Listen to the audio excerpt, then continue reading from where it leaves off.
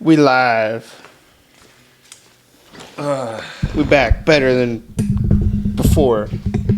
Why? Because Bret's gone? No. Where's my boy? I know. We're missing Bret on this one, obviously. Yeah. He's in Alaska. He's up north, eh? Yeah, He's exactly. gonna come back with a fucking accent. Probably. He's going to come back with something. He's snuggling up next to Cody down there, extra tight, get nice and warm. It's cold out there, right? I don't know. Probably not right now. It probably feels nice. I don't know. Hoodies or shorts, probably.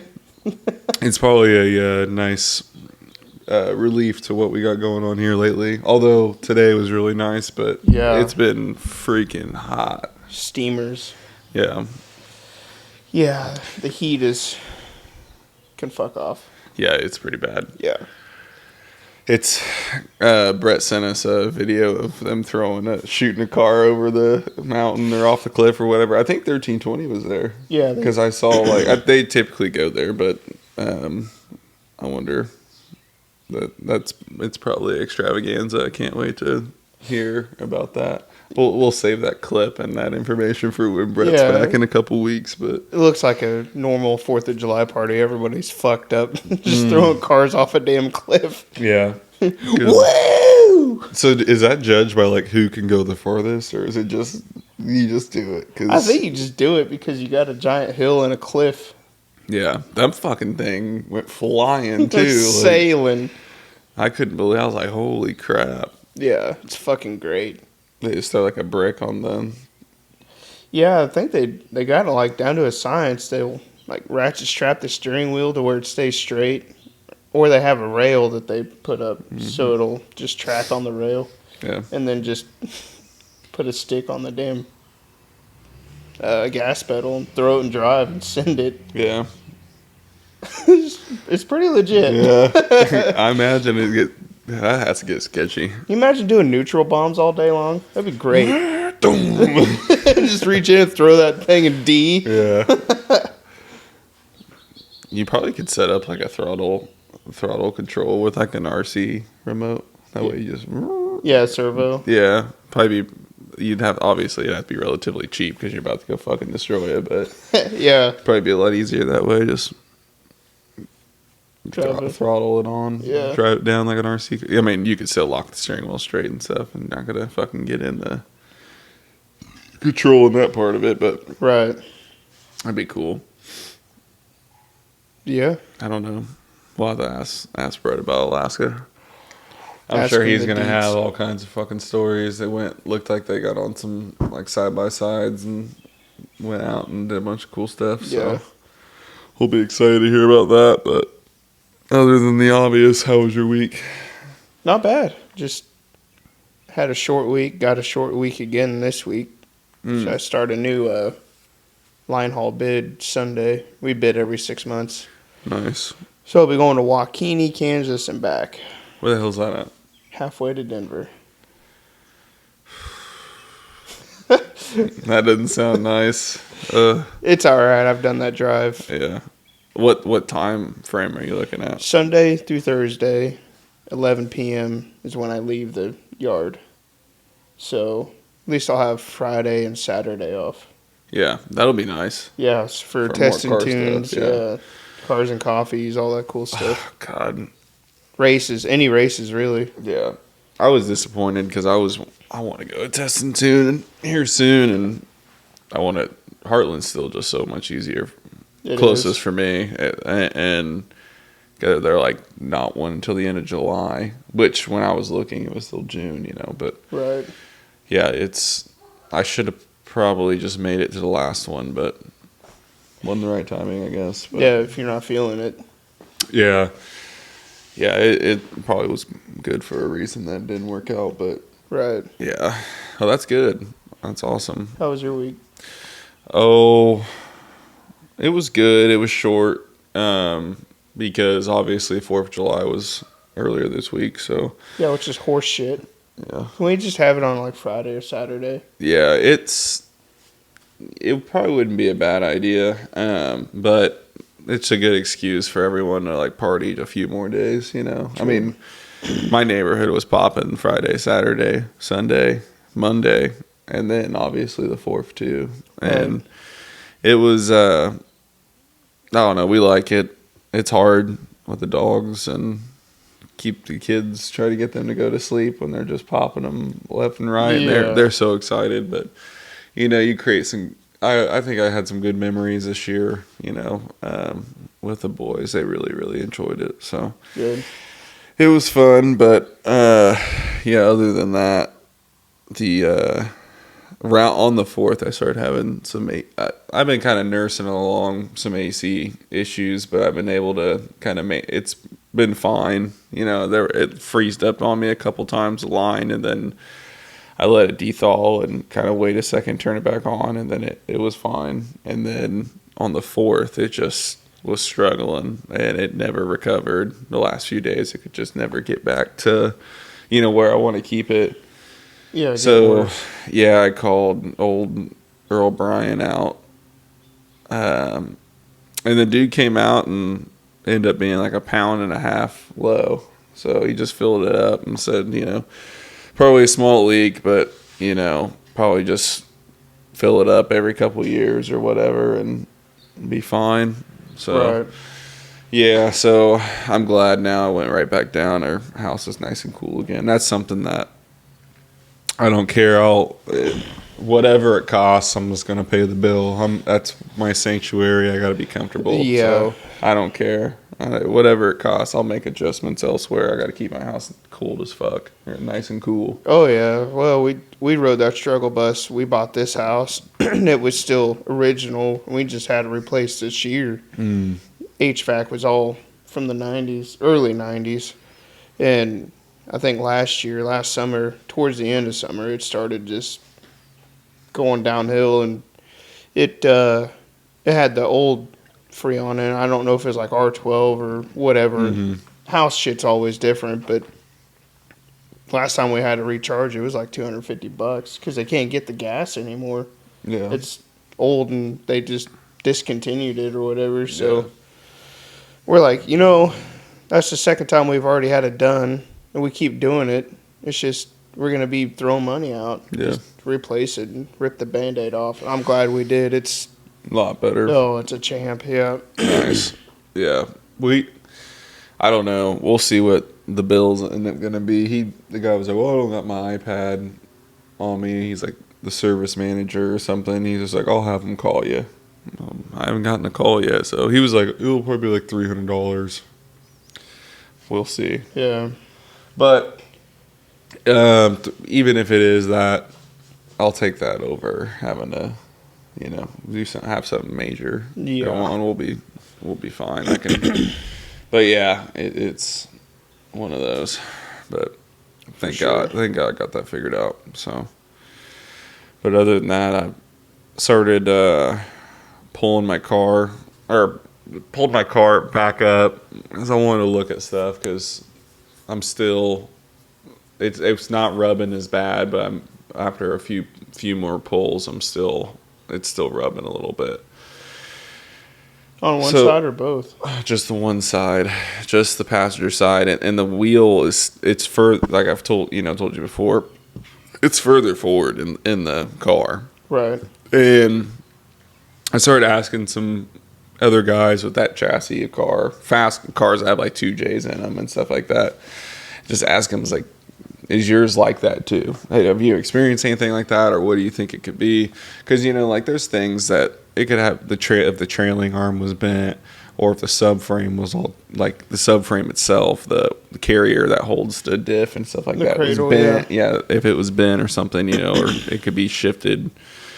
But he said no, mine's like one of the guys I know said no, mine's like that too, and he's like he believes that because unless you have a 28 on it, which nobody does, you really don't notice it. Because it's very minor, but it's just enough to make a really big problem when you put a big tire on it, bigger tire, whatever, you know what I'm saying? Yeah. So, and he believes it's just inconsistency in the way the car, like the sheet metal and the car is molded itself, because the subfloor in it is just like not exactly perfect. He's like, because if it was in crooked, your car under high acceleration would start walking away from you. Like if the rear end's in there crooked and it's not straight, it would try to go all over the place. It would drive you, yeah. Yeah, and it doesn't. That car just goes as straight as a fucking arrow every time, and it hooks up like every time too. Right.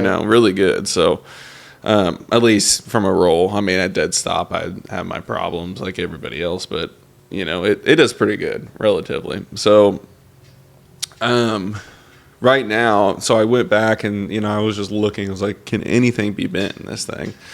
Couldn't really find anything, but I started looking more at if we can, where is it hitting the worst, and if I could make any more room. And those cars are really weird because the fender lip, they put this like the epoxy or panel bond in the inner side of the lip, because you're meeting two sheets of metal, the underside of the body and then the quarter panel and the lip.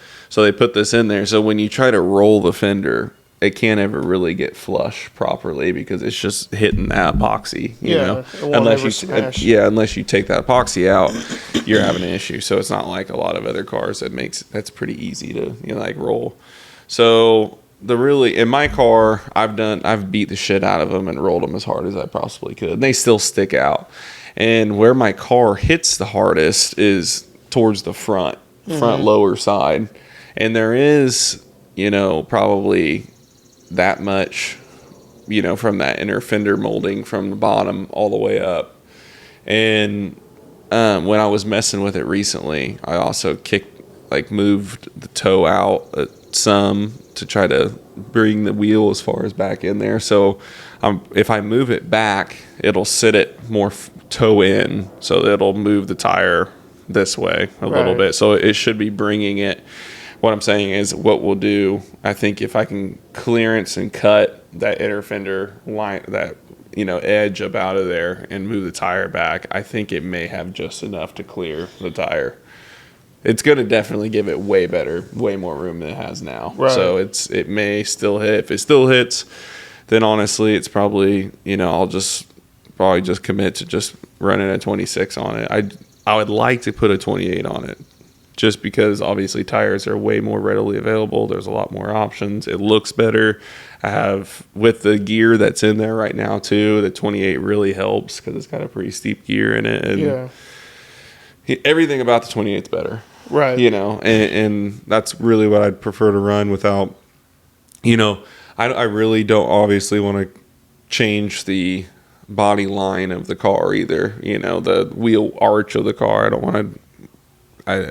want to cut more out of it to, I just would prefer not to, but I don't know. I think I'm good with cutting the, lip out of it. Yeah. So I think next thing I need to do is just tape it up and cut it.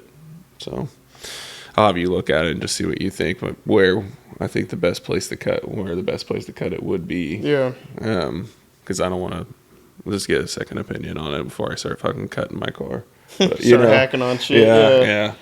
But make sure I'm not crazy. But that's a very common thing on those cars too. Is, the fucking stance boys and guys. They all cut them out anyways. But that other side, what has kept me from doing it so long is the other side doesn't rub at all, and it clears perfectly, and it sits straight. So it's like no, I shouldn't have to cut it. Why is it?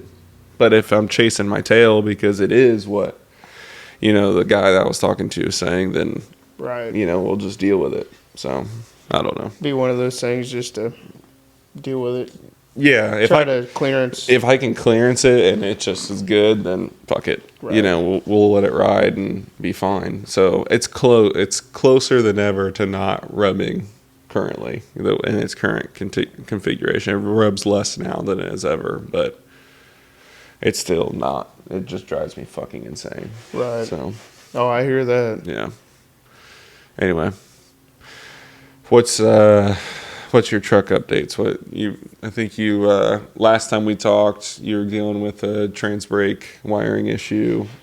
Yeah, I got it figured out. Well, hopefully I say that now, but today when I got off work, I basically hung out with the wife for a little bit and then went down in the garage and spent another 20-30 minutes on it. And I got it to the point where, so there's 3 relays that I'm using that are accessible right now. I've got trans brake, line lock, boost, and then ECU. And the ECU is just, main power on. Mm-hmm. So, and then the other 2 are supposed to be key on power, and I wired those 2 relays to the main power. So when you turn the main power on, those 2 relays were activated. Mm-hmm. So I put those to a key on source, and so far right now I don't have any power at the trans brake, down at the transmission, at the solenoid, until I actually physically hit the button, which is the way it should be. Yeah.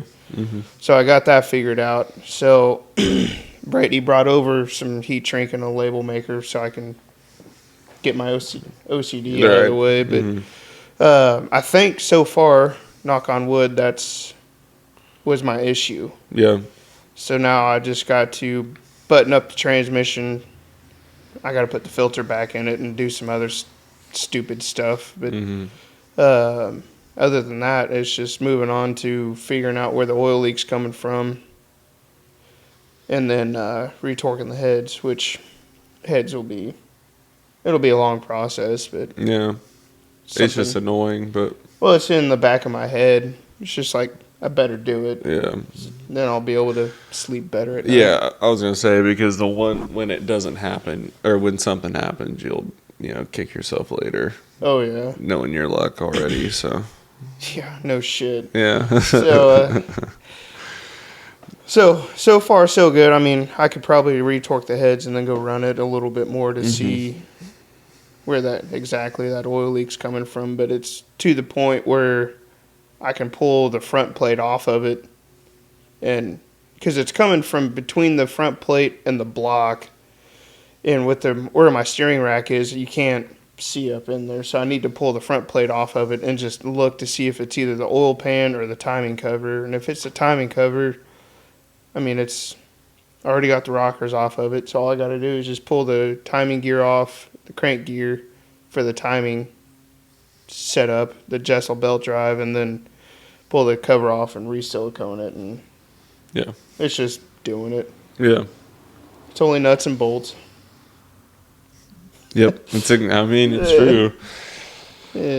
Yeah. I thought it was pretty interesting how we saw that on the relay stuff, how Fuel Tech called for 12-volt switch power versus on Holley on the trans brake stuff, everything is constant 12 volts. It's a difference, and I didn't think it would, but it all depends on the relay and how much amperage it can draw and stuff like that. So, but that's good. That's what it was. You know? So, I think that's awesome. Well, it seems to be. I don't want to jinx you, but yeah, so far so good. I mean, just doing my quick little test I did before I laid down for this today. But so we'll see. I mean, I'll probably hook everything back up completely and then go down to the physical solenoid inside the transmission and hold the button down and make sure everything's hunky-dory there. Right. So hopefully that'll be the end of that, and then it's on to the easier stuff. Wiring, I understand it. It just takes me a little bit longer than most people, and once I get it figured out what goes where and how it's supposed to work, then it's just a cakewalk. But there's so much stuff going on in like Bret's car, your car, the truck. It's so there's a lot of data. The way I like to say is like, I don't know if you've ever seen like those, they're called like tree diagrams basically, to where like you have a problem, and that problem you like break it down, and like that problem can be 5 different things, and then within those things can be other sub problems. And that's literally when you're dealing with a wiring issue, that's how your brain has to work. So you're like, okay, if this is the problem, it can be this, it could be this, if it could be this, or in this or this. And then, you have to figure, and then if it's one of these, what could be the issue? Well, could it be the 12-volt source? Could it be a ground problem? Could it be the trigger? Could it be, so you're going through every single one of these things. That's the only way you can fix it is, going through step by step of, chase everything down. And that's and it's always, a lot of the times it's always something so fucking stupid. It is. It really is. And, I think last time we were talking about, I talked about one of my buddy's cars, Jimmy. It's a twin turbo Camaro that we were having the boost control issues with. I figured it out. And what we figured it out to be is, and I'm probably going to go on a rant and a tangent here because this shit pissed me off. Well, yeah. Is the dome sensor. That car has it's very complex because it has a Holley Terminator X Max, which the Max doesn't matter, but it has a Holley Terminator, so it has 4 inputs, 4 outputs. Well, also the car has what they call a gateway module. It's made by, I think it's like Redline Motorsports or something like that. I don't know. You can look it up. And basically what it does is it's an adapter. Looks like almost like an ECU, right? And it connects your stock harness, so it goes in the same place as your factory ECU, and it connects your stock harness. And then on this side, it has a harness that they sell that also comes with it, that goes from there and to the Holley. Your aftermarket ECU. Yeah. So it doesn't have it's supposed to, that way you retain all your gauges, everything works properly, and then it communicates to the Holley.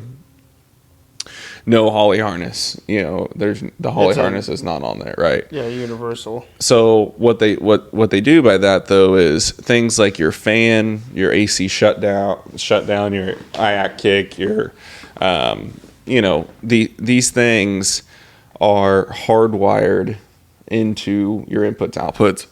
So they tell you cannot use B10 output or B12 output, because this is for here. What's very interesting is on your inputs and outputs, it comes off of a harness. It's called your input output harness off the Holley. And those are what tells they're usually ground triggers or whatever to send to your fans, your AC shutdown, your IAC kick, those things. And there is absolutely nothing coming out of that connector. But it's the Holley is controlling the fans and everything. So there is no connector going from that output on that input output harness, but somehow it's still through one of the other mechanisms through this gateway module can control the fans, and it'll tell you can type in on Holley, turn on at 55 degrees, it'll turn on immediately. Very weird. I don't. That's some complex shit. Because to me, if it's all your output triggers are going through the output harness, then you would think it would somehow have that pin wired into the main harness. But there's nothing like that. So, meaning there's a lot of outputs already taken. There's a lot of inputs already taken. When you're dealing with, a boost car, and then now we were adding CO2 on it. So you got dome pressure sensor, you got your plus MAC valve, your minus MAC valve. You have, you just keep adding on stuff. There's not much room. So around the same time we started this car, Holley came out with the input output module. Yeah, the expander. Yeah, it's like a CAN module, and it has a bunch. You can add a bunch of different kinds of sensors, and it's an expander. So we looked at them like that's a really cool option, and that way we just you have more options for sensors and things like that. We can add it to it. It was like $350 or something. It wasn't crazy expensive, so we were like, okay, this is great. Let's get this thing. So we got it, and around the same time he got it, we were putting the Holley on it, and doing the Holley boost control. So he was just like, well, I'm just going to put my dome sensor. It was easier the way everything was ran already. Just put his dome sensor on the IO module, which I don't, why not? I mean, why wouldn't it be a big deal? That's what it's for. It's for sensors. Relay back to the Holley anyways. Exactly. So it's, no big deal. So we set it up. I scaled the sensor. We went out. And this was when it was no CO2, just, gate with compressor reference. So I can add in reference, it has a 7-pound spring in it. I can, if I'm adding 7 pounds back on top of the spring, I can make around 14. It's how my car's set up, basically. Right. So we went out and, we made some pulls and end up, that car, we get pretty squirrely on the street. It starts smoking the tire and stuff like that. So, but we got it up to around 14 pounds of boost and made, 14 and a half pounds. And it felt really good. And we're like, man, we should build, this car is a built motor. We can put way more boost to this thing. So I was like, well, your options are put a bigger spring in it. Like, just put bigger wastegate springs in it, or we can put CO2 boost control on it. So he was like, yeah, let's just put CO2 on it. So we started going down that rabbit hole of, we put everything on it.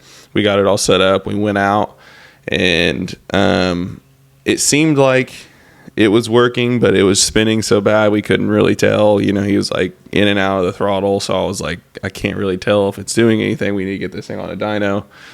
So we get it on the dyno and I put just on wastegate, 0 pounds of dome pressure. We did a pull. It made like 11 pounds of boost, which is weird because it has a 7-pound gate in it. But I mean, it made great horsepower. But we're like, what the hell's going on? So, but we're like, whatever. Let's just turn the CO2 on a little bit and just start adding more. Maybe it's just got small wastegates or something and it's over boosting a little bit. We turn the CO2 on, starts leaking air. Mm-hmm. So we found there's a reference line issue. So that's where the problem was. So that means, that at that point when we got that fixed, the CO2 boost control was not working properly. You turn it on and it would go to target 5 pounds of dome and it would have 99. It would max the whole, whatever's in the bottle regulated, max out the valve, dump it. Max out the valve, dump it. Max out the valve, dump it. I couldn't fucking figure it out. We're chasing our tail. I'm trying to make sure there's no wiring issues, make sure everything's set up properly, making sure there's no weird safeties. What is going? Because to me, it's like it's hanging the Mac positive wide open, and it's not controlling it properly. Right. And so I'm making sure the dome pressure scaled correctly. We're moving that around. So what I found out was, moral of the story, the IO module has too much of a delay for it to keep up to tell the Mac what to do properly. So, if by the time the dome pressure is like there's 5, it's too late. The Mac's already been on, so it needs to be on this. It needed to be on the same circuit, as on the ECU, on the input side. Yeah, so it's quick enough. Now, the wastegates are mid-mount wastegates because it's a Huron speed kit, so the turbos are down by the transmission tunnel. Right. The Macs are in the engine bay, and the dome sensor is directly underneath. Okay. So if it would have been on the top of the wastegate, maybe it wouldn't have made a big as a difference because there's more time for it to tell the Macs to slow down, rather than it's like here and here. In and out. Yeah, it's like it's got to catch it real quick because it's... Right. So maybe it wouldn't have been that... But to me... Still not right. And then when you start thinking about this I/O module, other than like a fucking flex fuel sensor, like so many of these sensors, the time matters. Like, because your shock data is going to be completely off. Everything's going to be fucking completely off versus the true data, right? Right. I mean, if we're thinking about this data, this delay, there's not many things other than coolant temp, transmission temp, maybe that delay, because that delay is going to matter on most sensors. Flex fuels, is not going to matter because the content, right. we're talking we're not talking we're talking like, tenths of a second probably of a delay, or hundredths of a second. I don't know. But the refresh rate on the module is like, say, 10 hertz, whereas the Terminator is probably 250 or better. And maybe there's, maybe I'm trashing. Maybe there's ways to fine tune everything in, but I don't know. I'm pretty fucking smart on the computer and doing a lot of this shit, and I couldn't figure. I mean, it should be easier than that. You shouldn't have to be a fucking like NASA scientist. Yeah, NASA scientist to dial in your hertz to. I mean, it's just, I don't know. To me, the product is, that shit pissed me off. Well, yeah, because then we figured it out. A lot of time, so much time, and I don't think the average person would have figured that out. No, the average person definitely wouldn't have figured it out, and I don't even think a lot of it would have took. I mean, many. I think I look back at it, and I say I should have jumped to the dome sensor quicker, because now that the problem's right in front of me, it's so obvious. Mm-hmm. You know what I mean? But there's something about that gateway module, because the instructions contradicted themselves of outputs, and we had to figure stuff out by test and trial. And I'm like, well, what if, because we ended up pin mapping one of the AC shutdowns or something as one of the outputs, and right. Then hardwiring in one of the MAC valves. I'm thinking, well, what if it's sending false signal or not sending true signal to that boost plus MAC valve, and it's not acting right, and that's what's hanging it on? And so I kind of went down a rabbit hole I shouldn't have, that normally wouldn't have been there. But there was, that car is, it's tricky, but yeah, highly complex. Yeah, so we got the boost control thing figured out, and last Sunday we had a dyno session booked, and our buddy, he's been dealing with some computer issues there on the dyno computer, which those things have like 3 different chipsets inside the computer to run the different things, and we got there and the computer wouldn't turn on, so it was just done. So I was like, that it sucks, but I think I'm gonna try to. He didn't want to go on the street because it gets too wild, and we're gonna be turning it up. It's gonna be making 1,000, all day. So I was like, well, can we just go to the track and we know it's fine at 11. I'll put a little bit of fuel in it, and then we'll just crank it up. Little by little, at 11 pounds, it's making 850 horse or whatever to the tire, and right. Then we'll just dabble it in from there up to 18 or so pounds, and it'll be fine. And that's safe environment. So I think that's the plan, because I don't know when our buddy's gonna get his computer fixed, and I don't want to, I'd hate to wait around just to do that. So right. Hopefully that's the plan, but we'll see. Whatever he's comfortable with. I mean. Whatever, yeah, but it's been that's been a fucking head knocker. Yeah, I think we're both sleeping more at night though. Yeah, I believe it. It's came to a conclusion, or came to a final resting place, I guess. So it's annoying as hell when you got to revisit the same situation over and over and over. It's no different than my situation. I don't know. It's like you think you got it fixed, and then you either go to the dyno or go to the track, and you spend this time doing it, money, and it's like, well, it's not fixed. And then you're just like, now what? Yeah. And then it kind of makes you skittish to use it. It's like, is it going to fuck up? Mm-hmm. How are we feeling today? Yeah. But that's good. You guys got it figured out. That's it's huge weight off the shoulders. Yeah, it really is. And it seems like there's a lot of bad luck there, because it's, we got there, we're excited, and then it's something else. It's always something. And my wife texted me Sunday. She's like, how's it going? And I'm like, not good.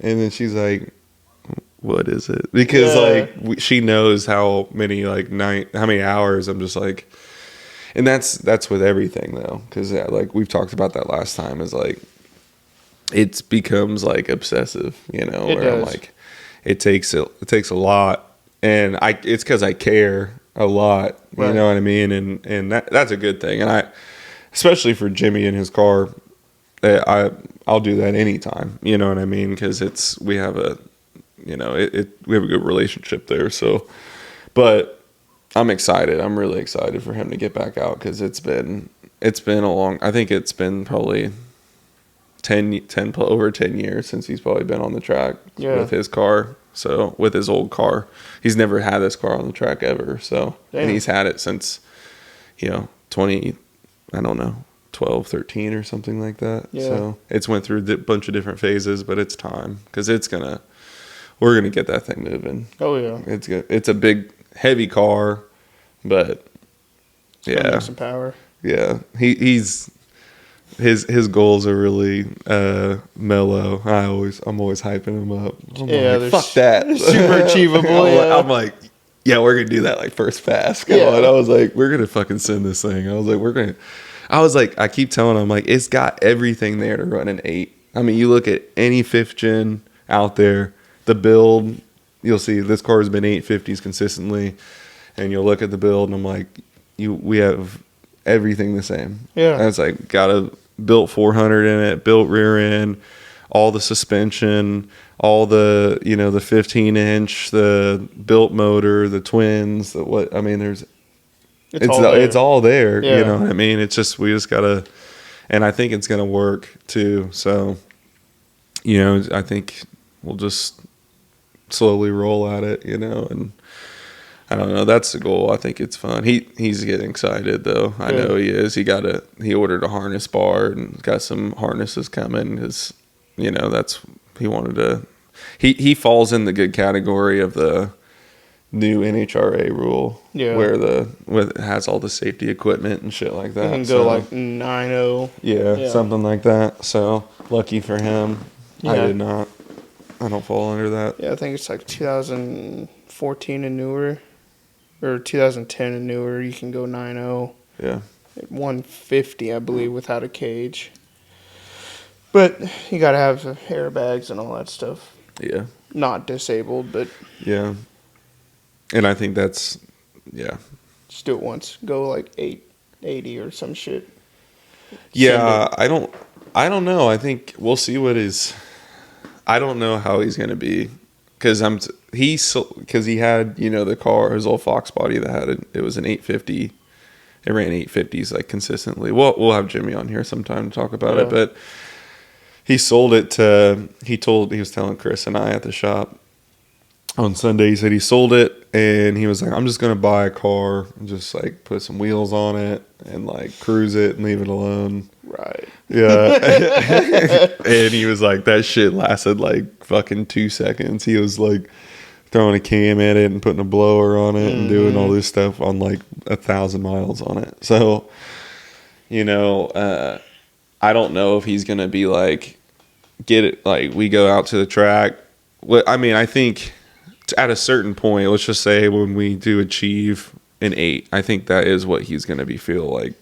Because even if we go out and run a 10.0 something or a 10.10 something, then we're going to run, I think that's what I did. I went out and ran a really low 10, and I'm like, okay, that 9's fucking right there. Yeah. I didn't even try for that, and then I went out and did the 9. I'm like, okay, I really didn't even try for that either because it was my first fucking pass of the day. Right. And I'm like, okay, I can do better. I want to do better and better. But once we get, and let's say he runs an 8 or runs a 950 or whatever he may say, that's good. I'm glad. I'm happy. I know it runs that. But he might say, like, fuck it, let's go 850. Crank that bitch up. Because he's the same. He's gonna be laughing watching this because he's like, I think I don't know. Yeah. We'll see. I think whatever he wants to do, it's gonna be fun either way. But I don't know. I guess time will tell. Oh yeah. But he's always talking about putting a straight axle in it and shit, and I'm like, let's just see how fast we can do it on. I mean, it's got a built IRS in it. I think it's gonna we can go real fast. I think with that setup, it's got like a Dyno in it and stuff. I'm pretty sure. Oh yeah, what it has in it. There's plenty of guys going. really fast on IRS stuff. Yeah.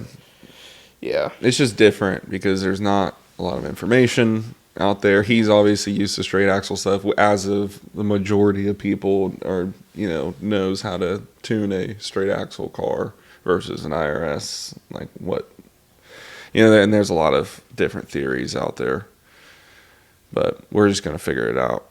Yeah. Because I think we're on to a really good, I think we have a good idea of what it's going to want to go fast. Yeah. So we'll just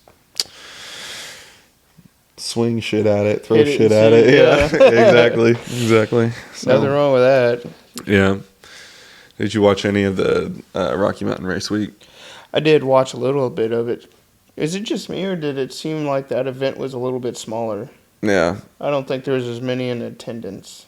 Yeah. Well, a lot of the big guys weren't able to make it, and that, Yeah. because, yeah, I mean, that's really what it is, I think. Because there's really not, there really wasn't. I mean, the Meltdown Firebird he's a big hitter, obviously went.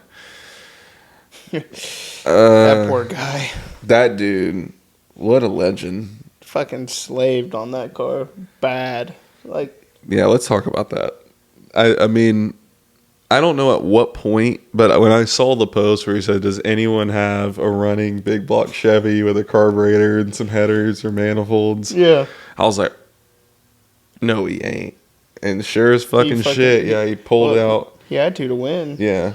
But so the Meltdown Firebird's like a third-gen Firebird, big tire, back half. The car's Looks like it had a 481X or something in it. big block, traditional big block. Really? Yeah. The heads looked wild, and that's the only reason why I said it looked like it was like 481X. I knew it looked like he put a new motor. I knew it was a traditional style big block before, but I thought they might have put... Anyway. Yeah. But car's capable. I think he's been 680. Yeah, it's fast as shit. Ended up dropping a valve or something and cracked a piston.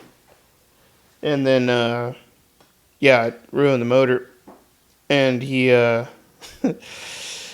pulled the fucking twin turbo big block out of it and just put a stock as a rock 454 in it to finish the event. Mm-hmm. And he had it running, had the old motor out of it in like, I don't know, 2 or 3 hours, and then had the other big block in it, and it was running and driving by 4 a.m. And he said he used the Holley Dominator, to control the HEI distributor to get it to fire up and stuff. Yeah. I'm like, hey man, whatever works.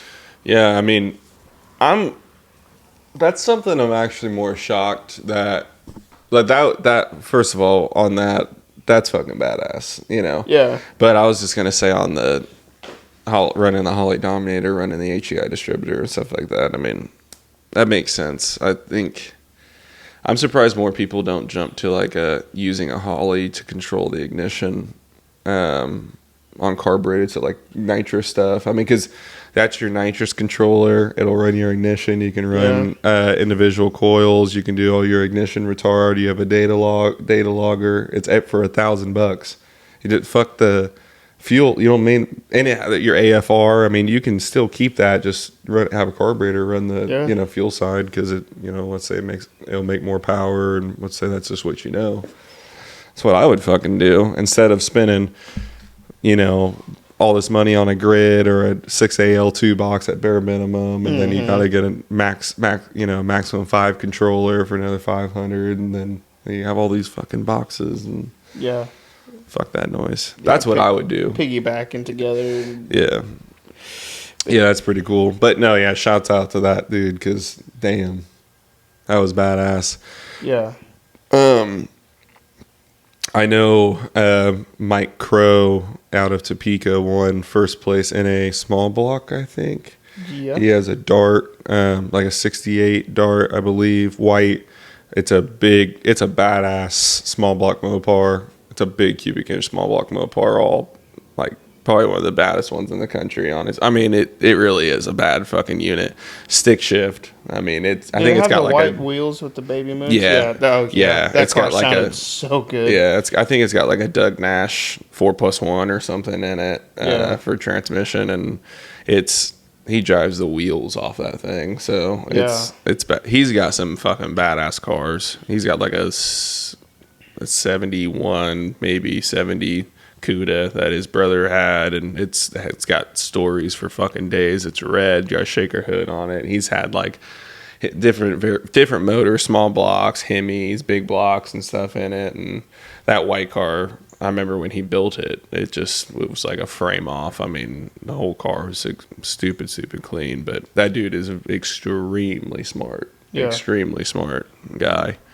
But yeah, he's like a Topeka. I don't know. I would say Topeka legend in a way. I mean, a lot of people know Mike Grove, so yeah. Shouts out to him. Good job bringing it home. Yeah, for sure. Yeah. I'm trying to think of some other interesting things. Do you see old? I think it's Blaine, isn't that his name? The kid that hangs out with the motion guys. Yeah. That him and his dad had a new car out. It's a Fox body. Blue hatch Fox body, had a 408 Windsor small block Ford motor, stick shift car, had a TKX in it, which I thought that was TKXs. I've always wondered like how strong are they, because they say on the website this was a faceplated TKX, but you know, I don't know. That car was fucking fast. It was running like, I mean, it's been like 5 something in the 8th, I believe. I mean, it went in the 9s, but I think they were pulling like 125, 60 foot on the first pull, you know, and I think that was kind of cool to see what that thing would do. But yeah, that's the TKXs, I think, are the replacement, a better replacement for the TKO 600. Yeah. So they don't have, it's a baby T56 mag. Is what it is. Just no 6 gear. Yeah. But yeah, it was plated and it had a good clutch in it, adjustable clutch. Yeah. Like you said, 408 Windsor twins. But yeah, they experienced rear end failure. Oh, really? I didn't see that. Yeah, and I don't know if it broke an axle or what, but it was an 8.8 typical Fox body setup. But somebody in the pits, they were out with a motor problem or something. They were like, why don't we just swap rear ends? And they swapped rear ends with these people in the pits. I don't know if they knew them or not, but so they could keep going. It's like, that's... The drag and drive people are cool as hell. Yeah. I mean, there really are those people that just, you know, do anything.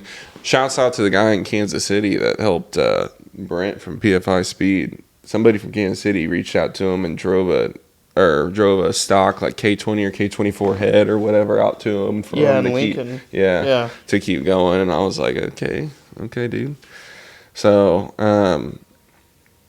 yeah, but you're right. I mean, there really wasn't anybody that like any huge hitters. No, which not was really. kind of cool. It's probably more down home feeling. Yeah, Matt Moore won. Rowdy Radial ran the first 4-second time slip in the 8th on a 26 tire. Yeah. Yeah, I think he averaged a 508, I think, for the week. So he won that obviously really easily. But I think what's to say about that is, you know, because Devin Vanderhoof a few years or last year or whatever, obviously he did really, really well. But that's also down in Florida where there's no elevation and the DA's, you know, great. You know, the tracks are really great. And Matt did it up in the mountains on shitty track. I mean, relatively, some of them. Bandamir's not shitty, but I'm just saying they're Pueblo and stuff like that. Shit. Yeah, little rough. So, you know, I think that's something to say. It takes some serious horsepower to run in those numbers, especially up there in the mountains, you know. Mm-hmm. So shouts out to that. I think that was awesome. Yeah, I think that's really, there's a lot of it did seem small. I mean, it just seemed smaller by the people. It seems short. I don't know why. It just the cup, you know, 1320. Thank God, at least covered it. Yeah. But you know, but man, I love freaking. I want to do one so bad. They look so much freaking fun. I'm trying to get my dad to do it in his car, his Mustang. The Mach 1. That would be a perfect car for that. Oh, the new car. Yeah. Yeah, which That would be fun. We just put a set of headers on that. Yeah. Did you know those aren't going to give you any performance gain other than the one you just took? Yeah. You should just cut the cats off. It'd be alright. I read that and I had to read it 3 more times. Like, what? But yeah, that header install was a lot easier than my car. I don't know if because there's more room in that platform S550 versus S197, but set of Cook's long tubes. I mean, it still took us quite a while. I think it took us 6 hours or 7 hours to do, but I mean, it wasn't horrible. How about that lift thing? Pretty helped a lot, huh? Yeah, having a lift instead of jack stands is the way to go. Yeah. Pretty nice. Yeah. Very nice. But, yeah. Not too bad. You got to get tuned now. No, you can run it on the factory tune because you put high flow cats on it, but you put... Nice. I think that'll pick up. Yeah.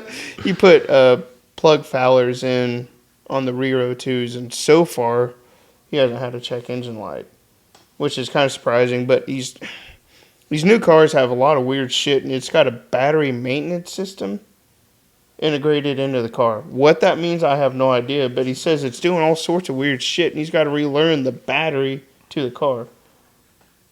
You can't just unplug it, because we had the battery out of it, and you can't just unplug it, hook it back up like a normal. I'm like, what the fuck? Do you think it's like, you know how batteries are the most, they're, ran down at a certain point and recharged, like they're supposed to be ran down all the way and then recharge, or ran at, some of them like to be ran down to 20% and then charge or something. Maybe it's like regulating the charge to make it for optimum battery life or something, or who fucking knows. But either that or it says you have a bad battery, see dealership. Oh yeah, it gives you more warning. Detail than idiot light or whatever you want to call it. Yeah. So I don't know. He said he's figuring that out, but other than that, that's weird. Yeah, we did Cook's long tubes, high flow cats. He wanted a double H pipe, which just means it's got 2 joints between the 2 tubes there, and then to a factory axle back, which we kind of thought about later on is extending the 3-inch pipe to the factory mufflers and just cutting the 2.5 out of the factory muffler so you can keep the stock valve muffler because it's got the active exhaust on it. That'd be smart. There was aftermarket valved mufflers they're like $500 a side for mufflers. I'm like, fuck that. You already got that. Yeah. Let's just whack it off and weld a 3-inch to it. Yeah. So later on, you might take it somewhere and have that done to get a good stainless 3-inch pipe over the axle and stuff. Yeah.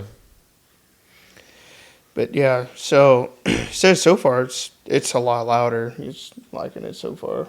Yeah. But does he drive it a lot? When he's home, yeah. He does? Yeah. That's good. But no, he's wanting to have it tuned. There's a guy, AED, Advanced Engine Development. I can't remember where he's at. He tuned my car before I had the cams and stuff in it. But he was saying we should do an E85 tune because those motors are 11.5 to 1. Wow. So there's no timing in it at all. I mean, even on 91, I'd say there's maybe 10 degrees of timing in it or something. Wow.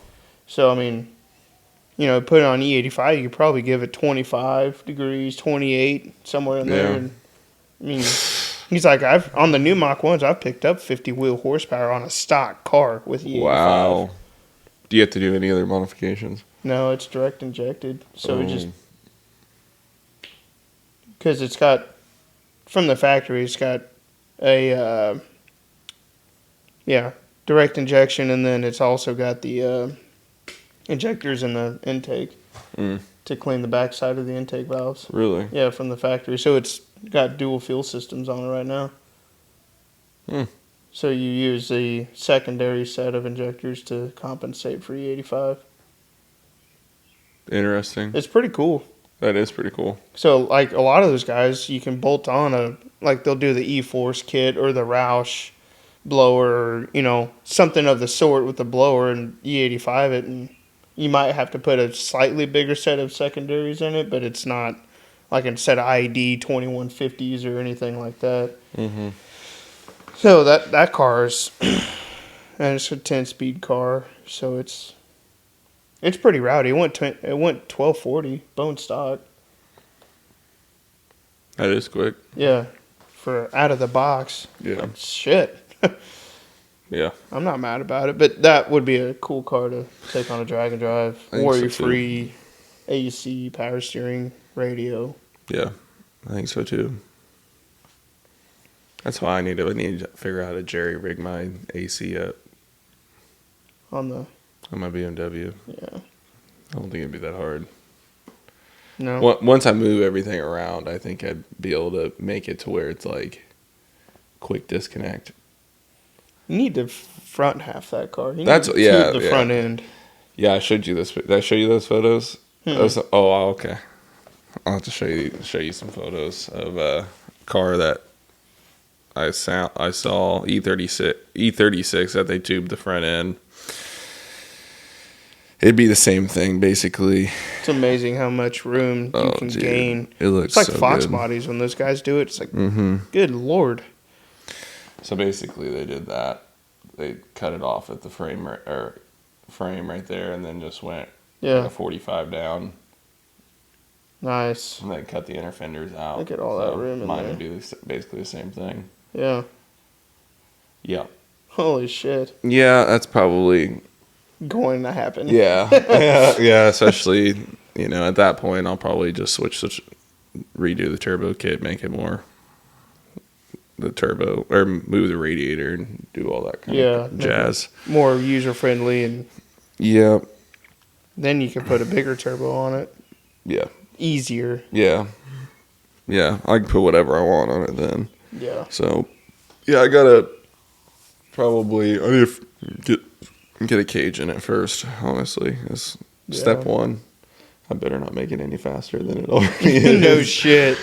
Lighten the front end up even more. Yeah. Yeah, it's because that car has the potential to be fairly light, not crazy light, not Fox body light, but pretty freaking light. So I don't know if I ever want to make it that light. I'll probably just make it light within reason, because there's really no point for me to pull all the body control module and body harness and stuff out of it, because I'd have to redo it all anyways for what I like to do with the lights, and so keep the factory dash in it. It's a lot easier that way. Yeah, but it'll be light enough. Be fun though. It's more power, baby. Hell yeah, it is. How long has this motherfucker been going? I don't know, but that kind of stinks. I gotta get out of here. Let me check the time. Oh, we're coming up on an hour, 57 minutes. Hell yeah. We'll start wrapping her up here. Yeah. Memento. Yeah. Man. Let's see here. Yeah, we'll have to. I don't know. You'll have to come look at my car. Yeah. See where we think I should cut it out. Yeah, we'll figure something out for sure. That or I might have you whiz them off. I haven't decided yet. I think I can do it, but it's like cutting the hole in your head. Yeah, I don't know if I trust myself, because I'll probably just fuck it halfway through. Like, I got it. Yeah. Well, I got it. You never know. I think the hardest part is knowing where to stop. Yeah. So you're not going too far. Yeah. Any way I got to do it, I'm gonna have to put some panel bond. So anyway, it's gonna happen. So I think it's really on the edge, because there's a flat edge all on the wheel well. It's just like, how far this way do I go? Because I'd like to get as much as I can, because I also don't want to create a fucking razor blade. You know, No. it's on the side of the tire, you know. Yeah. So if I can, you know, I think we can do it pretty easily. And at least from what I can see, I think it's possible I think it's very possible that it might clear. I think we might be able to get enough out of it for it to clear. So that'd be fucking awesome. Yeah. That'd be a relief. And if not, then I'm done. I'm just going to put 26 on it.